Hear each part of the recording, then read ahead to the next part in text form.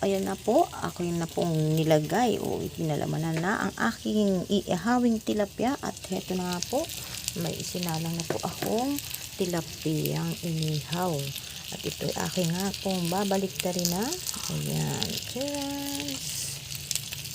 Ito po ang aking inihaw na tilapia. Ano yan, parang nananabog pa yata. Ayan. At nang kukunin ito, hindi pa palamang muli. Ayan.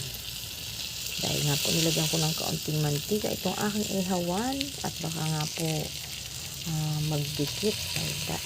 Buti na lamang po at okay naman at hindi dumidikit. Ayan na po ang aking simple namang menu for today's video. Ang inihaw na tilapia at ang nirikok kong munggo na nilagyan rin po ng fresh na dahon ng ampalaya.